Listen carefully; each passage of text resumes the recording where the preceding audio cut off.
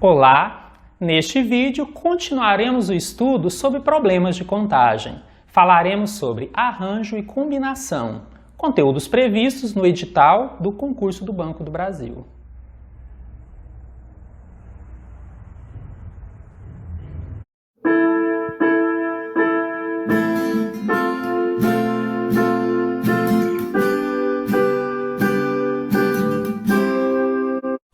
Item 2.6, arranjos simples.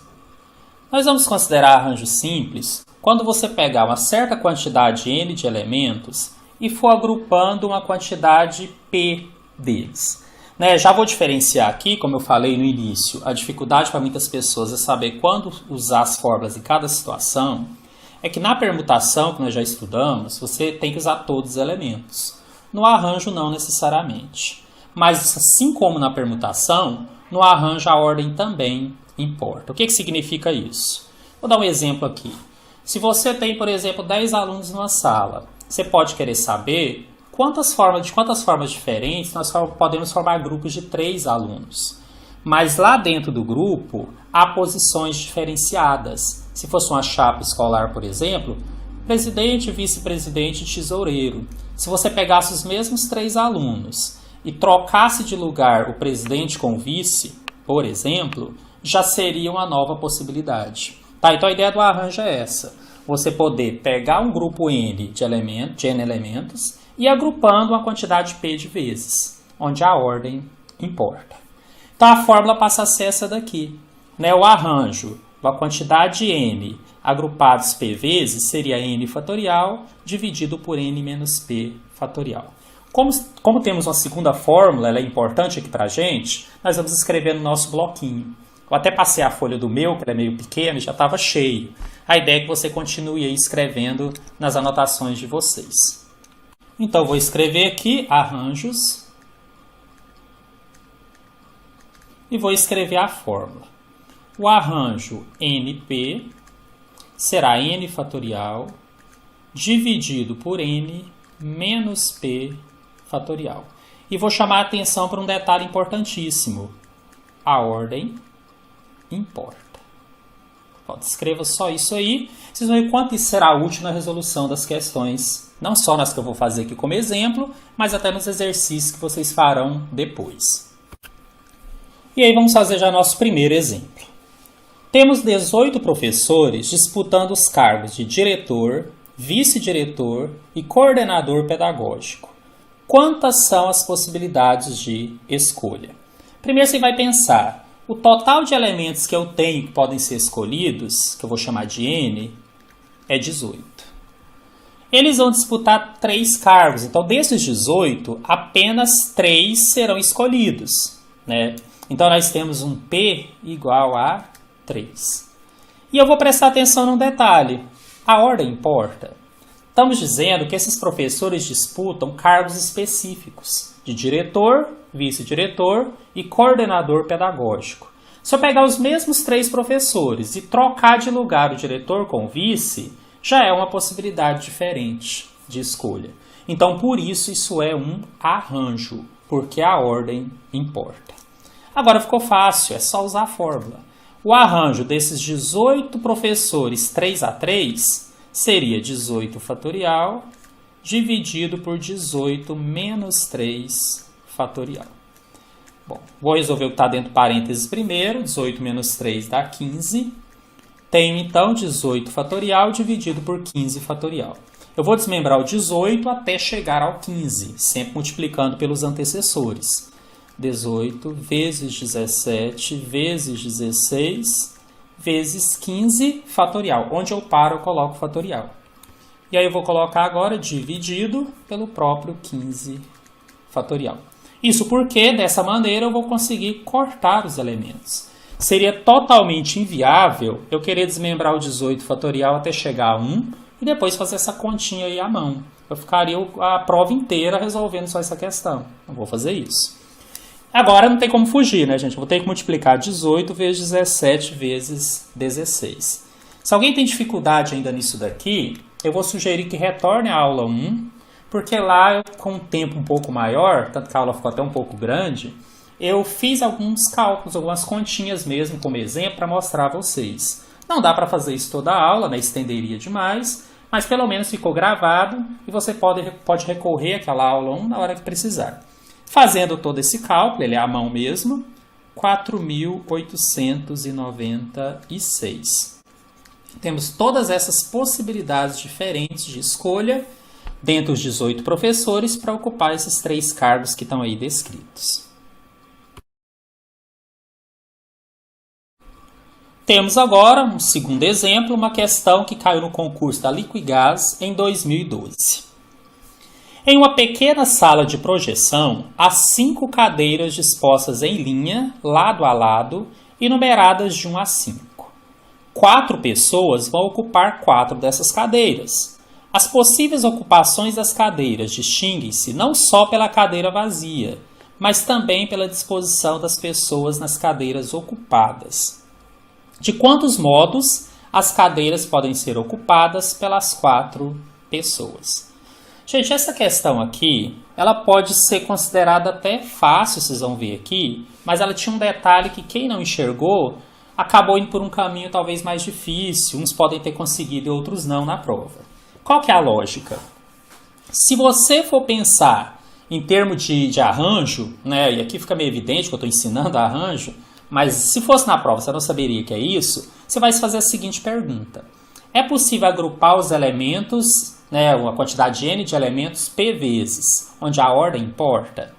Se você pensar nas pessoas para as cadeiras, parece meio ilógico. Se eu tenho 4 pessoas e 5 cadeiras, como é que eu vou fazer grupos de 5 com 4 pessoas? Lembra daquela história que o P tem que ser menor ou igual a N? Então, qual que era o segredo dessa questão para resolver ela de uma maneira mais prática? Você pensar o contrário. Ao invés de pensar a posição da pessoa na cadeira, pensa qual cadeira vai para cada pessoa. Por quê? Porque aí eu tenho 5 cadeiras que vão formar grupos de 4 em 4 para ser distribuídas entre as 4 pessoas. Sempre uma fica de fora, é a que vai ficar vazia.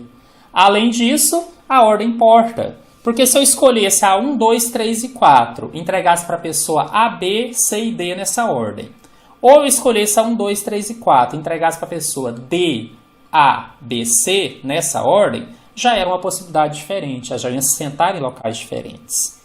Tá, espero que vocês tenham entendido essa lógica, porque isso vai facilitar bastante. Significa que o N, na verdade, é o número de cadeiras, que é 5. E o P é a quantidade de pessoas.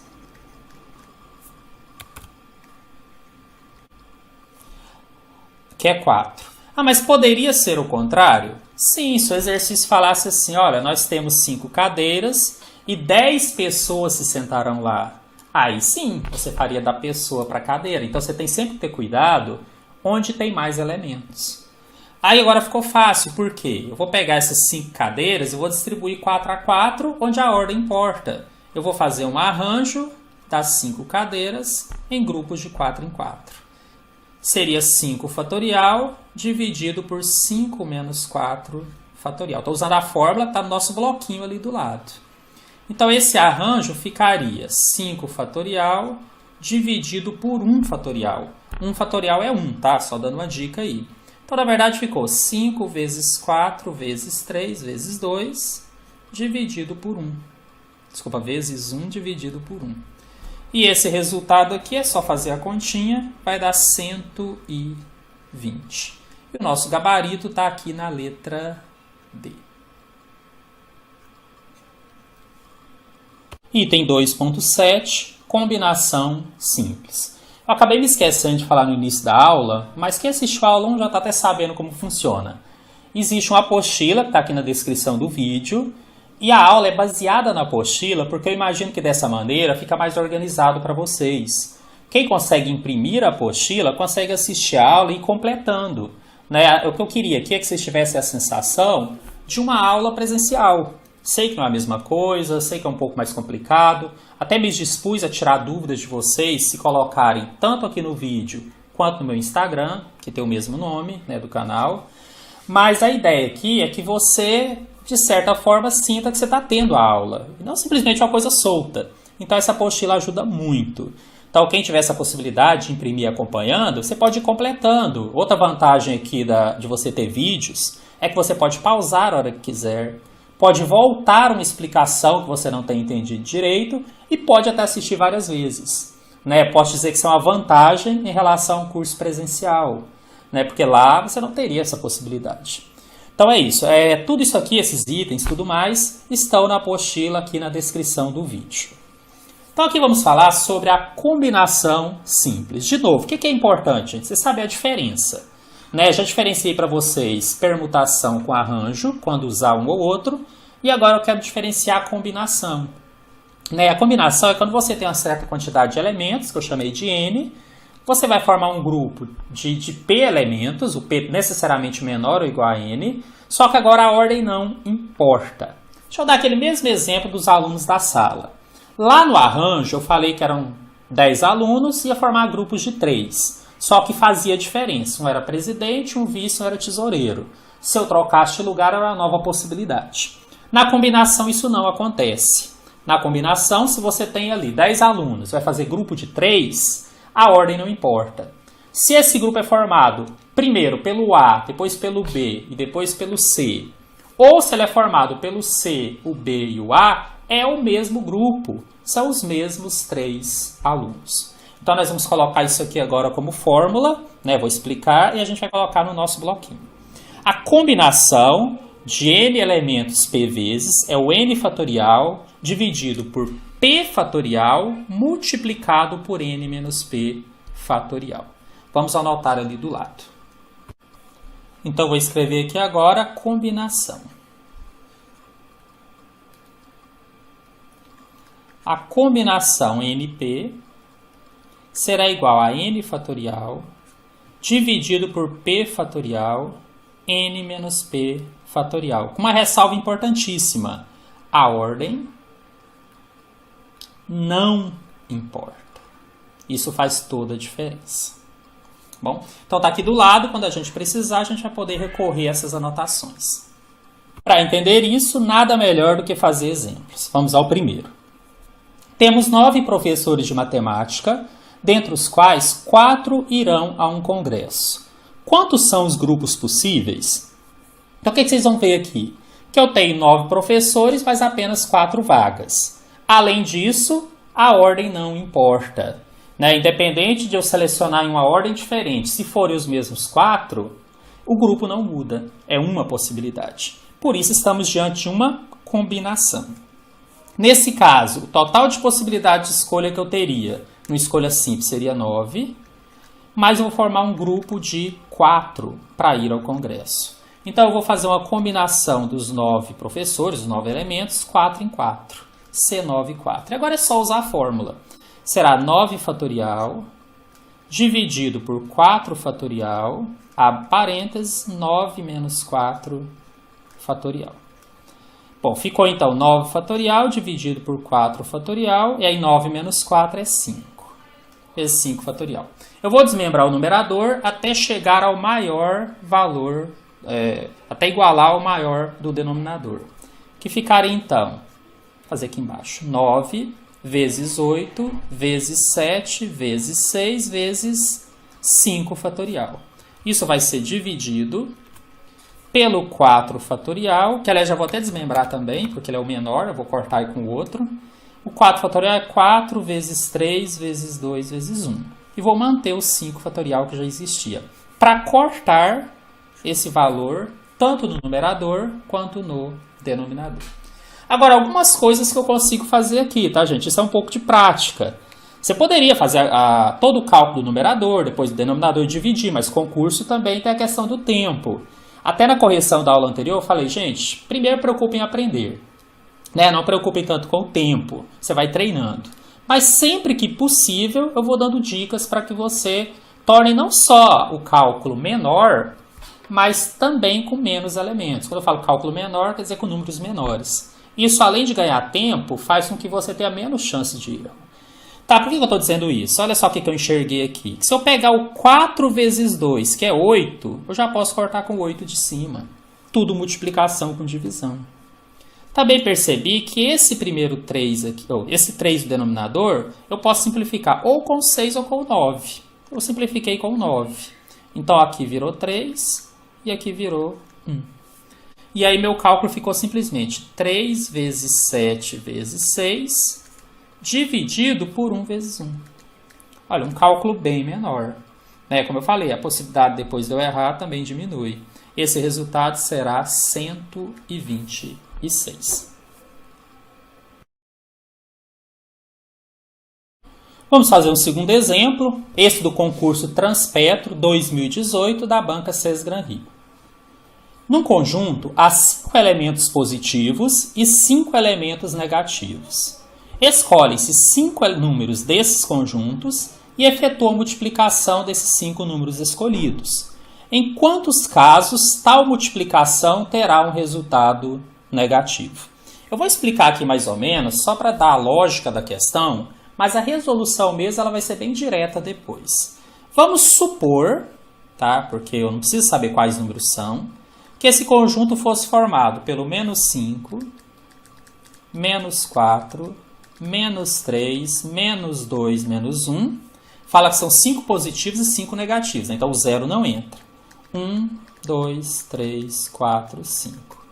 Gente, não precisa ser esse, só estou supondo por quê? Porque eu precisava de 5 positivos e 5 negativos. Só que aí nós não vamos pegar todos, nós vamos pegando de 5 em 5, e são muitas as possibilidades aqui de agrupamento. Né? E no final nós vamos multiplicar esses 5 números. Por exemplo, eu podia multiplicar o menos 5 com menos 4, menos 3, menos 2, menos 1. O resultado seria positivo ou negativo? Em matéria lá da aula 1. Se eu tenho a quantidade ímpar de números negativos, o resultado seria negativo. Mas se ao invés disso eu tivesse pegado menos 5, menos 4, menos 3, menos 2 e 1, aí eu teria uma quantidade par de números negativos e o resultado seria positivo. Tá? Essa é a lógica. Agora, e a resolução, que é o que importa? Eu vou ter que pegar esses 10 elementos e ir verificando quantas possibilidades eu tenho ao todo. E ao todo eu tenho a combinação desses 10, 5 a 5. Por que combinação e não arranjo? Propriedade da multiplicação. A ordem da multiplicação dos fatores não importa. Então, voltando ao que eu falei. Se eu multiplicasse menos 5, menos 4, menos 3, menos 2 e menos 1, daria o mesmo resultado se eu multiplicasse o menos 4, menos 3, menos 2, menos 1 e menos 5. Ou seja, a ordem aqui não fez a menor diferença. Por isso, estamos diante da combinação. Para ser mais exato, combinação de 10 elementos de 5 em 5.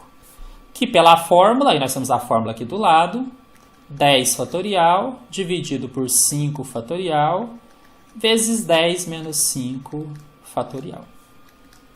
Que ficou 10 fatorial dividido por 5 fatorial vezes 5 fatorial.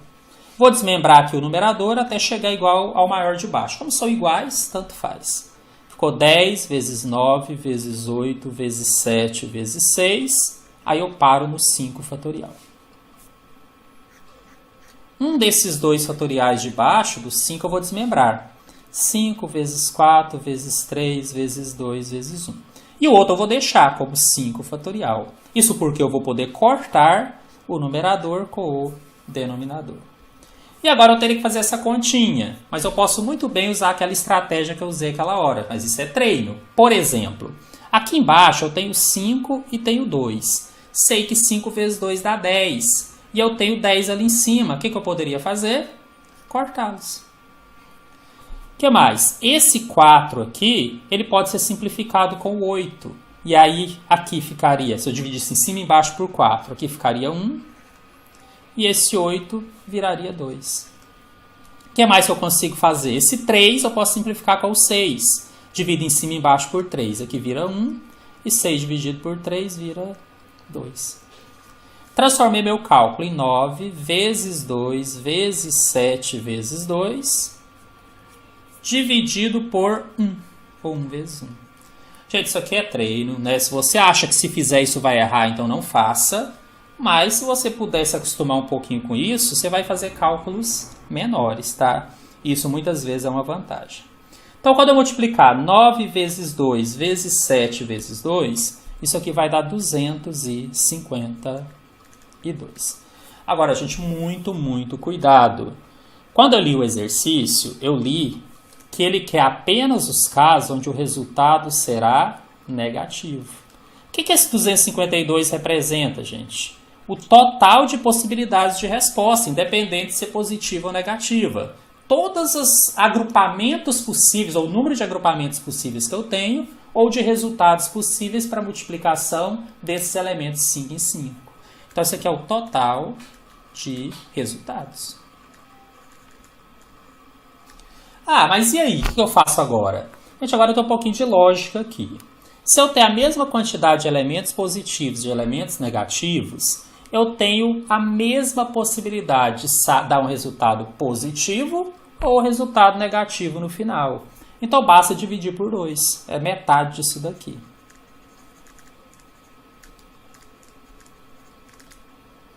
— 252 dividido por 2, que dá 126.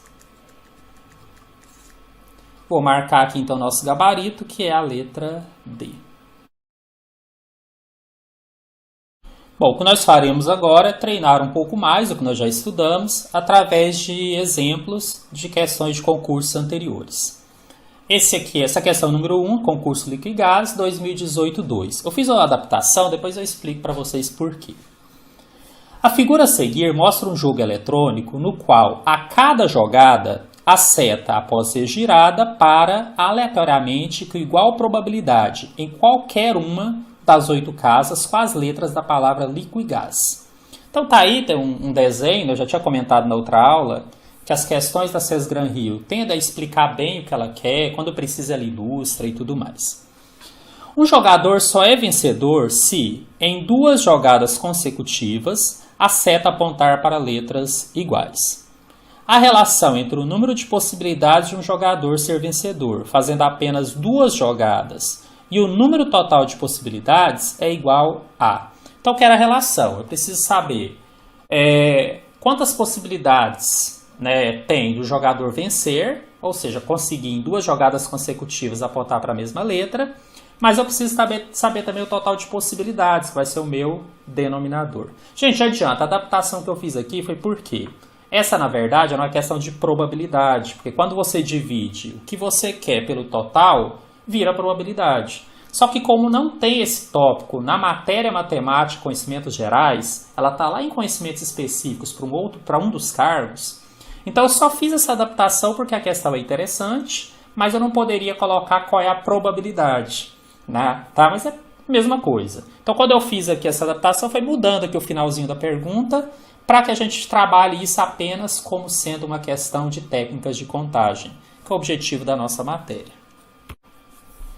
Bom, se não houvesse letras repetidas, o processo seria bem simples, né? Bastaria eu verificar aqui, para cada uma das casas ou das jogadas, vou chamar aqui 1 e 2, quantas possibilidades eu teria, né, de acontecer a repetição 2 vezes. Bastaria eu saber que na primeira casa eu teria qualquer uma das 8 possibilidades e que na segunda casa só teria uma possibilidade de eu ganhar, se desse a mesma da anterior. Seria 8 vezes 1. Por que eu falo seria?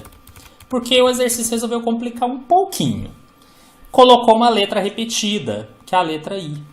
Então a pessoa vai ganhar, mesmo que da primeira vez a seta pare nesse I e da segunda vez pare no outro. É repetida do mesmo jeito. Nossa, professor, mas e aí, o que eu faço? Não chega a ser difícil. É que você vai analisar agora separadamente a parte ou as letras que não se repetem, depois a letra que se repete. E ele pode ganhar tanto com uma possibilidade quanto outra, por isso no final você vai somar. Professor, não entendi, então não tem problema, vamos fazendo. Então vamos pegar as letras que não se repetem. Quais são? O L, o Q, o U, o G, o A e o S. Vamos pensar só nelas, como se fosse o jogo só com essas 6. Aí ele vai ter que ganhar repetindo em 2 jogadas consecutivas. Então, essa aqui é a primeira jogada e essa é a segunda jogada. Gente, quando ele jogar a primeira vez, Tem alguma chance dele já perder na primeira jogada? Não tem, pode sair qualquer letra. E aqui, gente, estamos nos limitando às que não se repetem por enquanto. Pode sair qualquer uma das 6 letras. Então ele tem 6 possibilidades que ainda permitem ele sair vencedor. Isso porque ele está jogando a primeira vez. Quando ele for jogar a segunda vez, só uma possibilidade serve, que é exatamente a que já tinha saído antes. Então só serve um. Né? Por aquela teoria que nós estudamos no início, né, da contagem, basta multiplicar agora. 6 vezes 1, que é igual a 6. Então, de todas as possibilidades possíveis, imaginando que houvesse só essas 6 letras que não se repetem, de todas as possibilidades, nós nem sabemos quantas são, apenas 6 serviriam. Agora vamos pegar a letra que se repete.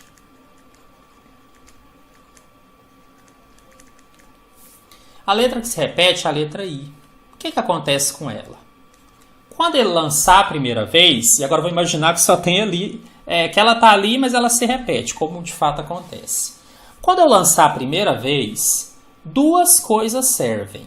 Ou sair onde está a seta aqui no desenho, ou sair aqui embaixo. Tranquilo. Depois que isso ocorrer, quantas possibilidades me servem na segunda? 2 também. Porque, independente se da primeira vez a seta apontou para esse I, se da segunda apontar para o mesmo, ele ganha. Se apontar para o outro I, ele também ganha. Então ele continua tendo 2 possibilidades, independente de qual dos 2 aconteceu a primeira vez. Então ele tem, na verdade, 2 vezes 2. Ele tem 4 possibilidades. Agora, quando ele jogar, pode acontecer isso aqui de cima, cair uma letra que não se repete, ou pode cair o que está aqui embaixo, que é uma letra que se repete. Então ele tem 6 possibilidades de ganhar aqui em cima e tem mais 4 possibilidades de ganhar aqui embaixo. Então, ao todo, ele tem 10 possibilidades de ganhar. Daqui meio que a gente já tinha uma noção da resposta, né? Mas vamos continuar. Mas qual o total de possibilidades que eu tenho em relação a isso daqui? Vamos fazer aqui embaixo, está meio espremido ali. Porque o exercício pediu a relação entre as possibilidades dele ganhar e o total de possibilidades. Isso é bem fácil, tá? Lá, tem as duas. Quantas possibilidades eu tenho de respostas quando eu jogar a primeira vez? 8. Pode sair qualquer uma das 8. Deixa eu grifar aqui para vocês saberem que é só quantidade. Eu tenho qualquer uma das 8 possibilidades, na hora que eu girar aqui o jogo, de sair uma letra. Né? Inclusive o I pode sair 2 vezes, mas são 8 possibilidades. E quando eu jogar a segunda vez, quantas possibilidades eu tenho? As mesmas 8. Aqui eu não estou me preocupando com o resultado, quero saber o total. Então, na verdade, o total de possibilidades é 8 vezes 8, que dá 64. Então, a resposta seria 10 possibilidades de um total de 64. Me estranhou nesse concurso ele não ter simplificado. Eu até falei demais disso na aula anterior. Né? O normal aqui seria ele ter feito uma divisão pelo máximo divisor comum. Tal. Mas ele deu a resposta assim, não vamos questionar. A gente agradece, fica mais fácil. E marca aqui o nosso gabarito, que é a letra C. Chegamos então ao nosso último exemplo da aula de hoje. Depois, no final, vou só falar sobre alguns exercícios que estão propostos na apostila. Antes de resolver o número 2, deixa eu só falar rapidamente. Eu dei um recadinho na aula anterior, talvez nem todos tenham chegado até o final do vídeo. Eu estou dando o recado no final de novo, mas eu estou imaginando que agora vocês estão aí me ouvindo. Esse curso é um curso completo, eu deixei isso claro desde que eu anunciei. Um curso completo de matemática, que é uma das matérias que cai no concurso de vocês, né? Que está lá nos conhecimentos básicos. Só que vocês têm, além disso, conhecimentos específicos. E dependendo do cargo, você vai ter prova de matemática financeira. Tem cargos que é probabilidade, estatística. Bom, recado para quem vai fazer a financeira. Eu vou disponibilizar, minha previsão é na última semana de julho, um curso de matemática financeira. Só que ele não será gratuito como esse. Eu gosto de deixar as coisas assim bem claras. Né? Na verdade, estou criando ainda o curso, eu não concluí. Ele será um preço bem acessível. É para quem está gostando das aulas, acha que a didática é interessante, está aprendendo. vai ter a possibilidade de adquirir esse curso de matemática financeira, né? Como eu falei, a intenção é que não seja um curso caro, eu sei como as coisas estão, né, difíceis para todos, mas ele vai ser sim, ele vai existir. Caso esteja aí pensando em algum material, se quiserem aguardar para conhecer um pouco do que será isso, a didática é mais ou menos a mesma, né? Você já estou até se acostumando com o jeito que eu dou a minha aula, será assim também no curso de matemática financeira. Previsão é que ele esteja pronto no final de julho. E é diferente desse que eu estou disponibilizando semanalmente, como ele é um curso que vai ser vendido, ele já vai estar completo, né? Você vai ter já todas as aulas lá disponibilizadas. Bom, dado o meu recadinho, vamos aqui à nossa questão que caiu no concurso da Petrobras em 2017.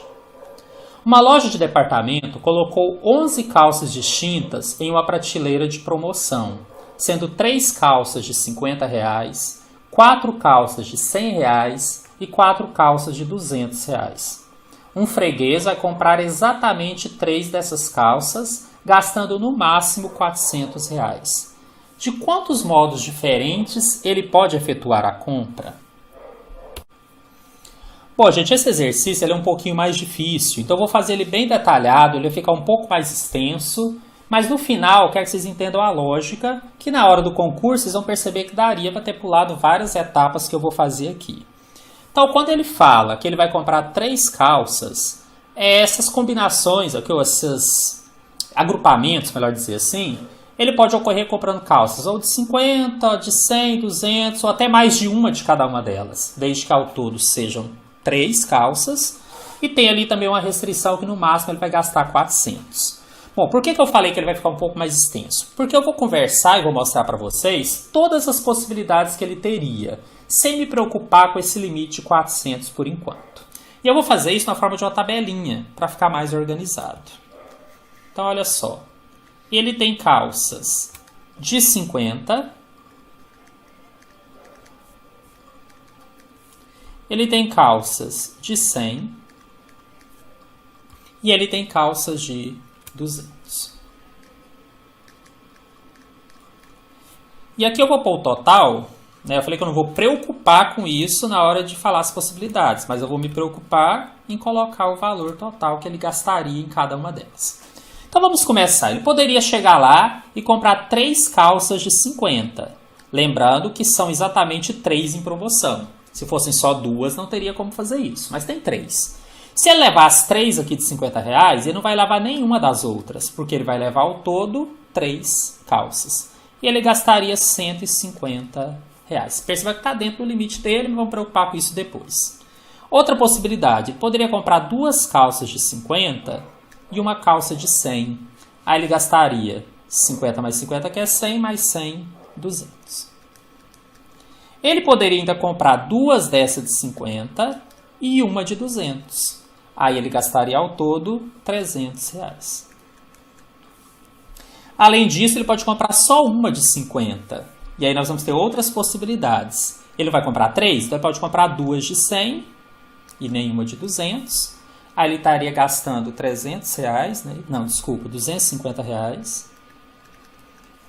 Ele poderia comprar uma de 50 e 2 de 200. Aí ele estaria gastando R$450. Ele só pode gastar 400. Calma, não estamos preocupando com isso por enquanto. Eu estou mostrando as possibilidades. Né? E também quem pensou, professor, mas na hora da prova tem que fazer tudo isso? Também não. É porque eu estou aproveitando aqui e mostrando detalhadamente o raciocínio do que você poderia fazer, mas não precisaria descrever como eu fiz aqui. Tá? É uma questão meio didática mesmo. Bom, o que mais que eu tenho de possibilidades? Ele poderia adquirir uma calça de cada. Então ele gastaria R$200, R$350. Perceba que todas essas possibilidades considerou que necessariamente pelo menos uma de 50 ele ia comprar. Esgotei essas possibilidades. Agora vamos pensar na de 100. Ele poderia comprar todas as 3 de 100. Lembra que ao todo eu tenho 4 de 100 e 4 de 200. Então eu consigo comprar 3. Então 3 ao todo seria isso daqui. Ele gastaria 300. Ele poderia ainda adquirir só 2 da de 100 e uma de 200. Aí ele gastaria 400.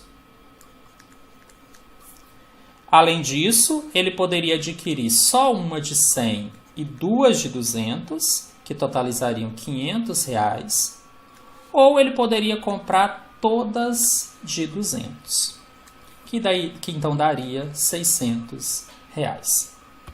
Acontece que ele tem uma restrição de valor, ele só pode gastar 400. Então, de todas essas possibilidades que eu passei aqui, na verdade, serviria essa primeira, a segunda, a terceira, a quarta. Essa 450 não serve. Serviria 350, serviria 300, serviria 400. A 500 e a 600 não serviria. E agora vocês vão entender por que eu escrevi todas elas aqui, para explicar uma coisa importantíssima. Para resolver do jeito que eu marquei aqui, eu teria que fazer 7 cálculos. Tá? Que seria calcular para cada uma dessas de quantas maneiras isso daqui poderia ser agrupado. Né? Nem estou falando ainda se é arranjo ou combinação, vou falar daqui a pouco. Mas como poderia ser agrupado. Agora, se eu tenho 7 possibilidades que servem, quantas eu tenho que não servem? Apenas 3. Ou seja, se eu calcular a partir do que serve, eu vou fazer 7 cálculos. Se eu calcular pelo que não serve, então eu calcularia o total de possibilidades e depois subtrairia só essas 3 que não servem. Você faria 4 cálculos. Então eu vou fazer aqui o método que eu considero mais prático e seria mais prático na hora do concurso. Enxergar apenas os casos em que passaria de 400. E aí volto a dizer, se eu estivesse fazendo o concurso, eu não teria construído essa tabela aqui. Eu teria tentado enxergar essa lógica. Né? Fazer o total de possibilidades e depois fazer só o que não serve. Em quais possibilidades eu ultrapassaria os 400? Né? Perceba que você vai ultrapassar os 400 toda vez que você comprar 2 ou mais calças de 200. Então não ficava tão difícil enxergar isso. Tá? Agora que eu expliquei, eu vou começar a resolver efetivamente o que eu colocaria ali na hora da prova. Né? O que efetivamente eu faria. Falando um pouquinho sobre o total de possibilidades.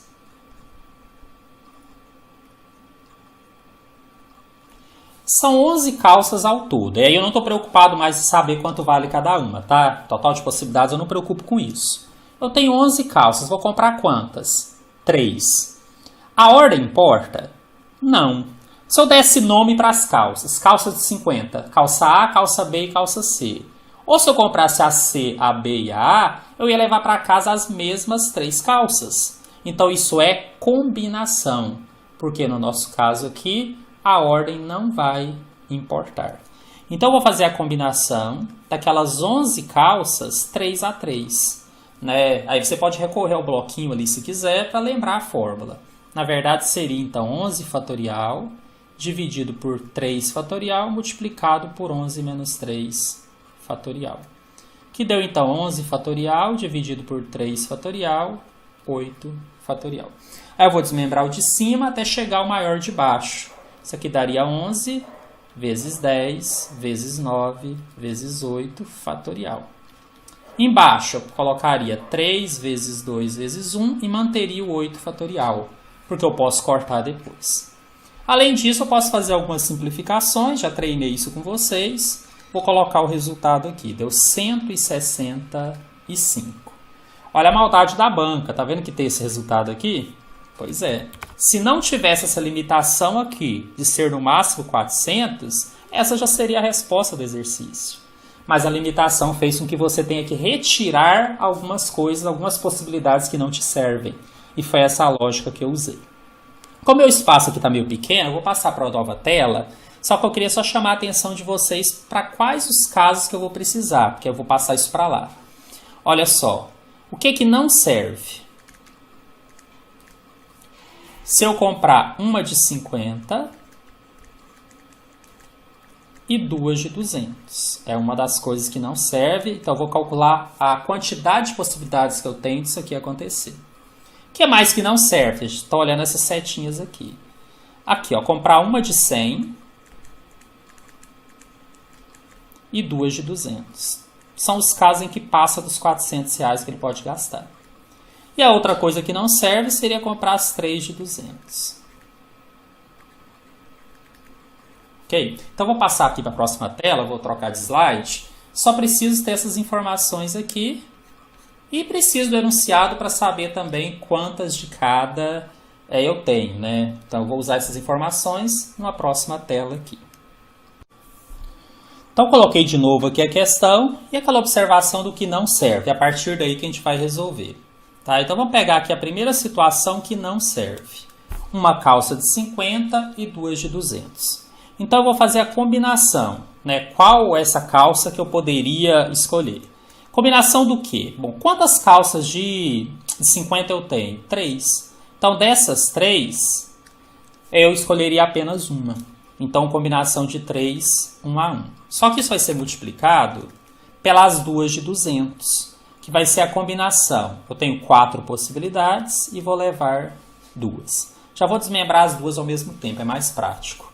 Vai ficar assim, 3 fatorial dividido por 1 fatorial, 3 menos 1 fatorial. Isso vai ser multiplicado por 4 fatorial, 2 fatorial, 4 menos 2 fatorial.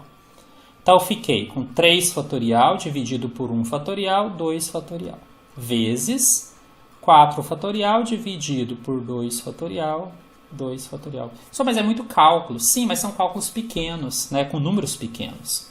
Então, por exemplo, ali em cima, o primeiro deles, 3 fatorial é 3 vezes 2 fatorial. Aqui embaixo, 1 fatorial é 1 e eu mantenho 2 fatorial que vai cortar. Vezes a outra combinação. Por quê? Porque eu tenho que combinar de 50 e tenho que combinar de 200. E tem que ocorrer ao mesmo tempo. Por isso eu estou multiplicando. A outra ficou 4 vezes 3 vezes 2 fatorial. Dividida. Eu desmembrei o 2 fatorial 2 vezes 1 e o outro eu mantive para poder cortar. Isso aqui deu 4 vezes 3 sobre 2 vezes 1. Bom, o primeiro deu 3 dividido por 1, que é 3. E o segundo deu 12 dividido por 2, que é 6. 3 vezes 6 dá 18. Então, de todas aquelas possibilidades, né, que eram 665, em 18 delas eu estaria levando uma de 50 e duas de 200, que é algo que não serve, tá? Chama atenção para isso. Então, isso aqui seria a primeira possibilidade que não serve. Vamos à segunda. Uma de 100 e duas de 200. Né? Então, eu tenho agora a combinação. Só que de 100, gente, são 4. Das 4, eu quero levar apenas uma. Então, combinação 4, 1 a 1. E as duas de 200, aqui vem uma boa notícia, é o mesmo do anterior, C4, 2. Então, não preciso nem fazer de novo. Eu já sei que ele dá 6, né? Que eu já tinha desenvolvido aqui. Então, vou desenvolver praticamente só o primeiro. Ficou 4 fatorial dividido por 1 fatorial vezes 4 menos 1 fatorial. Deixa eu só melhorar aqui, que ficou meio feio. Vezes. A essa combinação 4, 2A2 eu vou pôr o resultado, que é 6. Por enquanto, 4 fatorial dividido por 1 fatorial, 3 fatorial. Multiplicado por 6, para não me perder ali. Desmembro. 4 vezes 3 fatorial, já vou parar, porque tem que igualar com o maior de baixo. 1 fatorial é 1 e eu mantenho 3 fatorial. Posso cortar, lembra que isso é vezes 6. Tenho então 4 vezes 6, que é igual a 24. Isso aqui é treino, tá, gente? Se você treinar um pouquinho, você vai fazer isso aqui rapidinho. Então, essas 24 também não serviriam, porque também ultrapassaria o valor que ele quer pagar. E, finalmente, 3 de 200. 3 de 200, se ele tem 4 possíveis, então ele vai combinar 4, 3 a 3, que seria 4 fatorial dividido por 3 fatorial, 4 menos 3 fatorial. Estou usando a forma de combinação, tá, gente? N fatorial dividido por P fatorial, N menos P fatorial. Está lá no bloquinho que vocês anotaram. Então, ficou igual a 4 fatorial dividido por 3 fatorial vezes 1 fatorial. Que seria 4 vezes 3 fatorial dividido por 3 fatorial vezes 1. Corta 3 fatorial com 3 fatorial, 4 dividido por 1 dá 4. Então, gente, eu vou continuar daqui, tá? Quantas possibilidades não servem? Está no plural aqui. Não servem 18 dessa situação 1, 6 da situação Desculpa, 24 da situação 2. Eu grifei o 6 ali, mas é 24. E não servem esses 4 também que eu encontrei agora. Então, ao todo, não servem 46 da totalidade das possibilidades que a gente tem. Para fechar, eu quero saber os modos que ele pode e não os que ele não pode. Aí vocês vão lembrar que o total de possibilidades era 165. Então, vou colocar servem. Do total 165, tirando os 46 que não servem, nós vamos ter então que 119 possibilidades de agrupamentos que ele tinha vão nos servir. E por isso 119 é a resposta da nossa questão. Reforço, gente, se aqui eu tivesse feito as combinações do que serve e somado, daria os mesmos 119. Só que ao invés de fazer 4 cálculos, como eu fiz anteriormente, eu teria que fazer 7. Né? Ficaria para mim um pouco mais complexo. E também reforço que numa questão de concurso eu não teria feito esse quadrinho dessa forma. Teria tentado enxergar tudo isso. Bom, então para encerrar, só gostaria de dizer que essa não é uma matéria considerada fácil. Né, em termos de concurso, em termos de questões. É uma matéria que exige, sim, um raciocínio. Esse raciocínio não surge do nada, né? Há um treinamento e tudo mais, mas você tem que ter os fundamentos. Então, nessa aula de hoje, eu tentei trazer para vocês esses fundamentos das técnicas de contagem, né? Que seria, então, essa matéria que consta como problemas de contagem no edital. A minha sugestão é que você reveja a aula se tiver dúvidas, e tente resolver exercícios. Mesmo que tenha dificuldade, insista, é assim que você vai aprender. Agradeço muito a vocês que chegaram aqui até o final do nosso vídeo, que seria o final da nossa aula, e um grande abraço a todos vocês.